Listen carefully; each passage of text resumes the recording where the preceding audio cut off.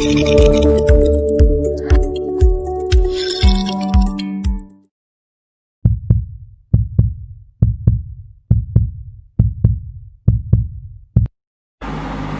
दोस्तों, मैं हूं आपका होस्ट हर्ष वशिष्ठ। मैं आप सभी का हर्ष एंड व्हील के दूसरे एपिसोड में स्वागत करता हूं। सबसे पहले मैं वीडियो को प्रोड्यूस होने में हुई देरी के लिए माफ़ी चाहूँगा। नेक्स्ट वीक से मैं एक वीडियो मिड वीक और एक वीडियो वीकेंड पर रेगुलरली लॉन्च करूँगा और ऐसा होगा भी। तो जैसे कि भारत को लॉकडाउन हुए 2 महीने से ज़्यादा का समय हो चुका है, तो इस वीडियो में हम एनालाइज़ करेंगे कि असल में लॉकडाउन की क्यों ज़रूरत पड़ी या लॉकडाउन के क्या उद्देश्य थे और क्या भारत में लॉकडाउन अपने उद्देश्य को पाने में सफल रहा। इसके अलावा ये भी जानने की कोशिश करेंगे कि भारत दुनिया के बाकी देशों के मुकाबले कोविड-19 से लड़ने में कितना सफल रहा है और इससे विपरीत लॉकडाउन से हो रहे या होने वाले short term long term consequences पर भी थोड़ी सी चर्चा करेंगे। तो दोस्तों, लॉकडाउन के उद्देश्य जानने के लिए सबसे पहले हमें पेंडेमिक्स को समझने की ज़रूरत है। जो पेंडेमिक्स या महामारियाँ होती हैं, अगर उन पर किसी तरह की रोकथाम ना लगाई जाए तो वे एक्सपोनेंशियली ग्रो करती हैं। एक्सपोनेंशियल ग्रोथ मैं आपको इस चार्ट के माध्यम से दिखाने की कोशिश करूंगा। जैसे कि हम इस चार्ट में देख सकते हैं, 2 लाइन्स हैं, एक ब्लू लाइन जो कि लीनियर ग्रोथ शो करा रही है और एक है रेड लाइन जो कि एक्सपोनेंशियली ग्रो कर रही है। तो पेंडेमिक्स भी अगर बिना किसी रोकथाम के उन्हें स्प्रेड होने दिया जाए तो वे भी एक्सपोनेंशियली ग्रो करते हैं। तो एक्सपोनेंशियल ग्रोथ को समझने की कोशिश करते हैं। तो एक्स एक्सिस पे जो इस ग्राफ में टर्म्स हैं उन्हें एज्यूम किया गया है नंबर ऑफ़ इन्फेक्टेड केसेस। जो वाई एक्सिस पे टर्म्स हैं उन्हें एज्यूम किया गया है नंबर ऑफ़ डेज। तो in case of exponential growth के केस में इनिशियली यहाँ पर एज्यूम करते हैं कि 10 इन्फेक्टेड केसेस हैं which doubles with each time increment, जो कि हर दिन दुगने होते जाते हैं। तो जैसे कि केसेस डबल हो रहे हैं तो पहले दिन वो डबल होकर 10 का 20 हो जाएंगे, दूसरे दिन 20 का 40 हो जाएंगे, तीसरे दिन 40 का 80 हो जाएंगे, चौथे दिन 80 का 160 हो जाएंगे, 5वें दिन 320 हो जाएंगे। इसी रेट से चलते हुए वे 10वें दिन तक 10,240 पहुँच जाएंगे और 15वें दिन तक ये संख्या 3,27,680 हो जाएगी और 20वें दिन तक ये संख्या 1,04,90,000 पहुँच जाएगी। तो आप इसी से अंदाज़ा लगा सकते हैं कि एक्सपोनेंशियल ग्रोथ कितनी अनप्रेडिक्टेबल होती है और कितनी रैपिडली राइज करती है। अगर इस पर शुरू में ही ना कंट्रोल किया जाए तो ये देखते ही देखते अनमैनेजेबल हो जाती है। और पेंडेमिक्स भी या महामारियाँ भी अगर उन्हें बिना किसी रोकथाम के स्प्रेड होने दिया जाए तो वे भी एक्सपोनेंशियली ग्रो करते हैं। जैसे कि हम यहाँ देख सकते हैं कि 20 दिन के अंदर ही 10 इन्फेक्टेड केसेस 1,04,90,000 केसेस में कन्वर्ट हो सकते हैं। अगर हम लीनियर ग्रोथ की बात करें तो ये एक फिक्स रेट से इंक्रीज़ करती है और समझने में ज़्यादा आसान होती है, जैसे कि हम ब्लू लाइन को देख सकते हैं। तो in case of linear growth initially हम यहाँ जूम करते हैं कि 10 इन्फेक्टेड केसेस हैं विच increases by 10 with each time increment, जो कि हर दिन 10 से इंक्रीज़ करते जाते हैं। तो पहले दिन 10 + 10 20 हो जाएगा, दूसरे दिन 20 + 10 30 हो जाएगा, तीसरे दिन 30 + 10 40 हो जाएगा। इसी रेट से चलते हुए 10वें दिन तक ये संख्या 110 हो जाएगी और 20वें दिन तक 210 हो जाएगी। तो अगर हम लीनियर ग्रोथ और एक्सपोनेंशियल ग्रोथ के बीच का डिफरेंस देखें तो 10वें दिन तक आपको ये डिफरेंस रिलेटिवली कम नज़र आएगा, पर जैसे जैसे दिन बढ़ते जाएंगे ये डिफरेंस उतना बिगर एंड बिगर होता जाएगा। तो हम यहाँ से भी कंक्लूड कर सकते हैं कि एक्सपोनेंशियल ग्रोथ को शुरू में कंट्रोल करना कितना ज़रूरी होता है। तो आप हेल्थ मिनिस्ट्री की डेली ब्रीफिंग में एक चीज़ ज़रूर सुनते होंगे कि जो इन्फेक्टेड केसेस का डबलिंग टाइम है वो 8 दिन से बढ़कर 12 दिन हो गया या फिर 9 दिन से बढ़कर 13 दिन हो गया। और अगर हम लॉकडाउन से पहले की ही बात करें तो इन्फेक्टेड केसेस का डबलिंग टाइम उस दौरान 3.5 दिन था और इस वीडियो को रिकॉर्ड करने के समय तक वो बढ़कर 14 दिन पर आ गया है। तो ये क्या इंडिकेट करता है? देखिए, अगर इन्फेक्टेड केसेस कंसिस्टेंटली डबल कर रहे हैं इन ए फिक्स पीरियड तो इसका मतलब पेंडेमिक एक्सपोनेंशियली ग्रो कर रहा है। और ये चीज़ हमने एक्सपोनेंशियल ग्रोथ के ग्राफ में भी जानी। वहाँ पर इन्फेक्टेड केसेस कंसिस्टेंटली डबल कर रहे थे हर दिन, तो इस वजह से वो कर्व एक्सपोनेंशियली राइज कर रहा था। तो the consistent doubling of cases in fix period is a hallmark of exponential growth. अगर मान लीजिए इन्फेक्टेड केसेस हर चौथे दिन कंसिस्टेंटली डबल होते जा रहे हैं या हर 5वें दिन कंसिस्टेंटली डबल होते जा रहे हैं, तो इसका मतलब पेंडेमिक एक्सपोनेंशियली ग्रो कर रहा है। और जैसे कि हमने इन्फेक्टेड केसेस का डबलिंग टाइम 3.5 दिन से बढ़ाकर 14 दिन पर ले आए हैं, तो इसका मतलब हमने पेंडेमिक की एक्सपोनेंशियल ग्रोथ को हाल्ट कर दिया, या फिर और सिंपल वर्ड्स में कहे तो we are getting pandemic under control. हम पेंडेमिक को अंडर कंट्रोल लाने में कामयाब हो रहे हैं। दोस्तों, एक्सपोनेंशियल ग्रोथ कितनी इल्यूसिव होती है, हम इसे एक और एग्जांपल से समझने की कोशिश करते हैं। जैसे कि आप इमेज में देख सकते हैं, इस साइज़ का बेसबॉल स्टेडियम या फुटबॉल स्टेडियम है। इसके अलावा हम ये भी प्रिज्यूम कर लेते हैं कि स्टेडियम वाटर टाइट है, मतलब वाटर इसमें से लीक नहीं हो सकता। मान लीजिए यहाँ इस स्टेडियम में पानी की एक बूंद गिरती है, जो कि हर मिनट डबल होती जाती है। इस मतलब पहली मिनट पानी की एक बूंद गिरेगी, फिर उससे अगली मिनट वो एक का डबल होकर 2 बूंदें हो जाएंगी, फिर उससे अगली मिनट फिर 2 का डबल होकर 4 हो जाएंगी, और उससे अगली मिनट फिर 4 का डबल होकर 8 हो जाएंगी। तो इस रेट से चलते हुए पूरे स्टेडियम को फिल होने में कितना समय लगेगा? तो जो हमारी प्राइमरी इंस्टिंक्ट होगी वो कहेगी कम से कम कुछ दिन लगेंगे। अगर कुछ दिन नहीं, कुछ घंटे तो ज़रूर लगेंगे। पर आप सब अचंभित रह जाएंगे कि इस स्टेडियम को पूरा फिल होने में केवल 49 से 50 मिनट लगेंगे। और जो इससे भी बड़ी सरप्राइजिंग बात है कि 93% स्टेडियम आखिरी के 5 से 6 मिनटों में भरेगा। तो हम यहाँ से भी कंक्लूड कर सकते हैं कि एक्सपोनेंशियल ग्रोथ कितनी अनप्रेडिक्टेबल होती है, और अगर उस पर शुरू में ही ना कंट्रोल किया जाए तो वो कितनी एक्सप्लोसिवली राइज करती है। तो दोस्तों, लॉकडाउन के उद्देश्य जानने के लिए हमें इस एपिडेमिक मॉडल को और समझने की ज़रूरत है। दुनिया भर के अधिकतर देश कोविड-19 से लड़ने में जिस भी स्ट्रेटजी का इस्तेमाल कर रहे हैं, वो कहीं ना कहीं इस मॉडल के इर्द गिर्द घूमती है। ये मॉडल दर्शाता है कि कोई पेंडेमिक हो या एपिडेमिक हो या नया कंटेजियस वायरस हो, वो किस तरह से स्प्रेड करते हैं, कितना स्प्रेड करते हैं, किस स्पीड से स्प्रेड करते हैं, और क्या स्टेप्स लेकर उन्हें कंटेन किया जा सकता है, जिससे कि वो हमारे हेल्थ केयर सिस्टम को ओवरबर्डन न करे जब तक कि वैक्सीन उपलब्ध ना हो जाए। तो दोस्तों, ये मॉडल एक रफ़ आइडिया प्रोवाइड कराते हैं कि पेंडेमिक से किस तरह से डील करना चाहिए, या पेंडेमिक के स्प्रेड को मिटिगेट करना क्यों इतना क्रिटिकल होता है।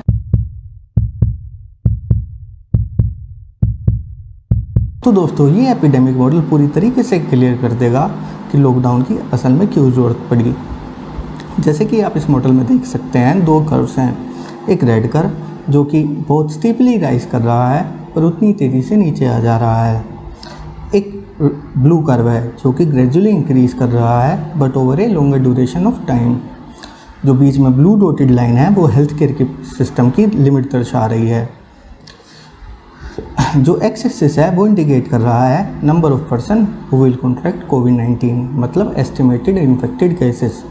जो वाई एक्सिस है वो पेंडेमिक की ड्यूरेशन बता रहा है कि कितने टाइम तक पेंडेमिक एक्टिव रहेगा। तो दोस्तों, इस मॉडल में 2 सिनेरियो प्रिज्यूम किए गए हैं। एक सिनेरियो में कोविड-19 को स्प्रेड होने दिया गया है विदाउट एनी प्रिवेंटेबल मेजर, जो कि रेड कर्व हो रहा है, और दूसरे सिनेरियो में विद प्रिवेंटेबल मेजर, जो कि ब्लू कर्व दर्शा रहा है।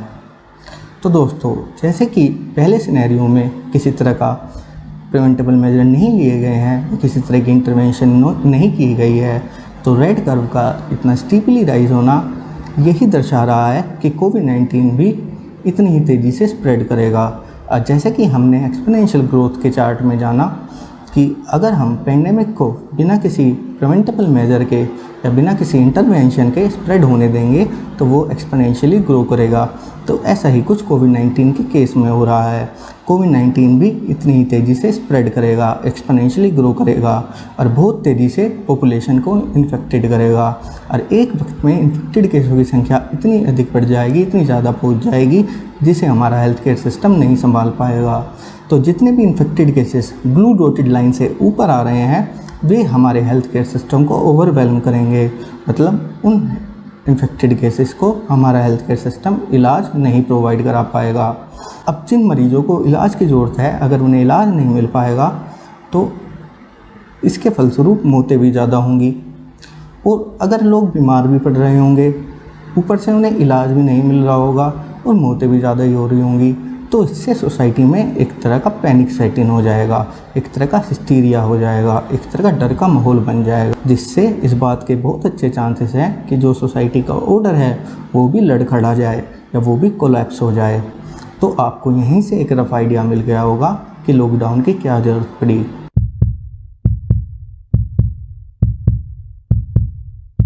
जो लॉकडाउन का प्राइमरी ऑब्जेक्टिव है वो कोविड-19 के स्प्रेड के कर्व को रेड कर्व की तरह स्टीपली ना राइज होने देना, बल्कि ब्लू कर्व की तरह फ्लैटन कर देना है, चाहे जो पेंडेमिक की ड्यूरेशन है वो क्यों ना इंक्रीज़ हो जाए।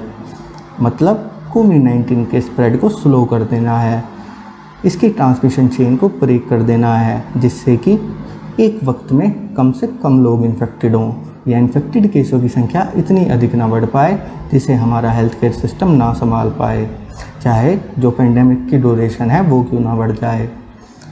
इसके अलावा लॉकडाउन से जो दूसरा उद्देश्य सिद्ध हुआ कि सरकार को टाइम मिल गया अपनी हेल्थ केयर कैपेसिटी को इंक्रीज़ करने का, मतलब कोविड-19 से लड़ने में जिन भी रिसोर्सेज की ज़रूरत होती है उन्हें अरेंज करने का, जैसे कि dedicated covid facilities, dedicated quarantine and health care centre, personal protective equipments for health care workers, training of health care workers, ventilators, testing infrastructure, ICU beds इत्यादि। तो आप एकदम रोज़ सुनते होंगे फ्लैटनिंग ऑफ कर्व, तो फ्लैटनिंग ऑफ कर्व से भी यही उद्देश्य है कि जितने लोग कोविड-19 से इन्फेक्टेड होने हैं उनकी संख्या को स्टैगर कर दिया जाए, एक वक्त में कम से कम लोग इन्फेक्टेड हों या इन्फेक्टेड केसों की संख्या इतना अधिक ना बढ़ पाए जिससे कि कोई मरीज ऐसा ना रह जाए जिसे उचित इलाज ना मिल पाए। देखिए, भारत में सालाना टीबी से 4.5 लाख मौतें होती हैं और अकेले अगर हम रोड एक्सीडेंट से होने वाली डेथ्स की बात करें तो ये संख्या सालाना 1.5 लाख है। मतलब ऑन एवरेज दिन भर में 420 मौतें होती हैं और अब तक कोविड-19 से कुल मिलाकर 4400 के करीब मौतें हुई हैं। तो अब आपके मन में एक सवाल आ रहा होगा कि फिर हम रोड एक्सीडेंट से होने वाली डेथ्स के लिए तो लॉकडाउन नहीं करते या टीबी के लिए तो लॉकडाउन नहीं करते। देखिए, इसका ये कारण है कि टीबी से होने वाली मौतें प्रिवेंटेबल हैं, टीबी का हमारे पास इलाज भी उपलब्ध है। इसके अलावा रोड एक्सीडेंट से होने वाली डेथ्स भी प्रिवेंट की जा सकती है। और इसके विपरीत कोविड-19 के बहुत सारे अननोन हैं। ये नया वायरस है, इसके बारे में हम बहुत कुछ नहीं जानते थे और अभी भी नहीं जानते। और अगर हम रोड एक्सीडेंट से होने वाली डेथ्स की बात करें, वो सालाना 1.5 लाख होती हैं। अब मान लीजिए ये साल भर की डेथ्स किसी एक दिन हो जाए या एक हफ्ते के पीरियड के दौरान हो जाए और फिर साल के बाकी बचे दिनों में एक भी डेथ ना होए, तो दोनों सिनेरियो में सेम नंबर ऑफ डेथ्स हो रही हैं। एक सिनेरियो में साल भर में हो रही हैं और एक सिनेरियो में एक दिन में हो गई और साल के बाकी बचे दिनों में नहीं हुई, पर दोनों के जो इफेक्ट होंगे वो अलग होंगे। देखिए, अगर कम समय में ज़्यादा मौतें होती हैं तो उसका ज़्यादा डैमेजिंग इफेक्ट होता है, वे ज़्यादा केओस पैदा करती हैं। और इस बात के बहुत अच्छे आसार थे कि अगर कोविड-19 को बिना किसी लॉकडाउन के या बिना किसी प्रिवेंटेबल मेजर के, बिना किसी इंटरवेंशन के स्प्रेड होने दिया जाता तो वो एक्सपोनेंशियली ग्रो करता और एक वक्त ऐसा भी आता कि दिन में इन्फेक्टेड केसों की संख्या लाखों में बढ़ रही होती और मौतें भी हज़ारों में बढ़ रही होती, तो जिससे एक तो मौतें भी ज़्यादा होती। इसके अलावा जिस सिस्टम से हमारी सोसाइटी बंधी हुई है, जिस सिस्टम से हमारी सोसाइटी ऑर्गेनाइज्ड है, वो भी लड़खड़ा सकता था, कोलैप्स हो सकता था, एक तरह की एनार्की हो सकती थी। तो सरकार इस स्थिति से बचना चाहती थी। दोस्तों, भारत में कोविड-19 रिलेटिवली अंडर कंट्रोल रहा है और इसका बहुत बड़ा श्रेय भारत सरकार के पॉलिसी मेकर्स को जाता है। भारत सरकार द्वारा लिया गया इंस्टेंट और कंप्लीट लॉकडाउन का फैसला बेहद सिग्निफिकेंट फैसला साबित हुआ। इसके अलावा भारत की पॉपुलेशन दुनिया के बाकी देशों के मुकाबले रिलेटिवली यंग है और अगर इटली, स्पेन, यूके, यूएस में कोविड-19 के केसेस एक्सप्लोड हुए हैं तो इसका बहुत बड़ा कारण वहाँ की सरकार का डिसाइसिवली एक्शन ना लेना है। अगर हम इटली की बात करें तो इटली की सरकार को 20 फरवरी को ही कंफर्म हो गया था कि वहाँ पर लोकल ट्रांसमिशन की शुरुआत हो चुकी है, पर उन्होंने डिसाइसिवली और टाइमली एक्ट नहीं किया, बल्कि आधे अधूरे सॉल्यूशंस अपनाए। जिस जिस क्षेत्र में कोविड-19 के इन्फेक्टेड केसेस बढ़ते गए वे उस क्षेत्र को लॉकडाउन करते गए। मतलब उन्होंने आग का पीछा किया, आग को पूरी तरीके से बुझाने की कोशिश नहीं की। वहाँ के पॉलिटिशियंस ने भी कोविड-19 की थ्रेट को ज़रूरत से ज़्यादा डाउनप्लेड किया।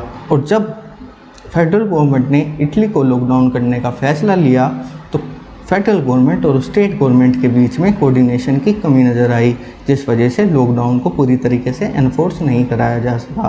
तो जब तक इटली पूरी तरीके से लॉकडाउन होता, जब तक 40 दिन बीत चुके थे और इन्फेक्टेड केसों की संख्या 50,000 को पार कर गई थी और कुल मौतों का आंकड़ा 5,000 को पार कर गया था। और ऐसा ही कुछ हमें स्पेन, यूएस और यूके में भी देखने को मिला। इसके विपरीत भारत सरकार ने डिसाइसिवली और टाइमली एक्ट किया। सेंट्रल गवर्नमेंट ने पूरे भारत के लिए एक ही यूनिफाइड पॉलिसी अपनाई, जिसको स्टेट गवर्नमेंट्स ने भी इम्प्लीमेंट किया और भारत के सिटीजन्स ने भी लॉकडाउन के नियमों का बड़ी सजगता से पालन किया। तो दोस्तों, भारत में हालांकि लॉकडाउन रिलेटिवली सफल रहा है और लॉकडाउन के आउटकम कोविड-19 से होने वाले नुकसानों से कई गुना ज़्यादा खतरनाक साबित हो सकते हैं। मेरी नज़र में एक्सटेंडेड लॉकडाउन काउंटर प्रोडक्टिव साबित हो सकता है। लॉकडाउन का सबसे बुरा असर भारत की इकोनॉमी पर पड़ा है। इसके अलावा आम लोगों की इनकम और हेल्थ पर भी नेगेटिव इफेक्ट पड़ा है, जिसके लॉन्ग टर्म डैमेजिंग इफेक्ट हो सकते हैं। तो दोस्तों, लॉकडाउन से हो रहे और होने वाले शॉर्ट टर्म और लॉन्ग टर्म कॉन्सिक्वेंसेस पर डिटेल में चर्चा हम अगली वीडियो में करेंगे, जो कि नेक्स्ट वीक रिलीज़ होगी। जैसे कि मैंने आपको पहले ही बताया, मैं हर वीक अब 2 वीडियो रेगुलरली लॉन्च किया करूँगा। तो इस वीडियो के लिए इतना ही। अगर आपको मेरी वीडियो पसंद आई हो तो इसे शेयर, लाइक, सब्सक्राइब करना मत भूलना। अगर आपकी किसी तरह की क्वेरी हो तो आप कमेंट सेक्शन में मेंशन कर सकते हैं। इसके अलावा किसी भी करंट विषय पर अगर आप वीडियो बनवाना चाहते हो तो उसे भी कमेंट सेक्शन में मेंशन कर सकते हैं। तो अभी के लिए धन्यवाद, नमस्कार, जय हिंद।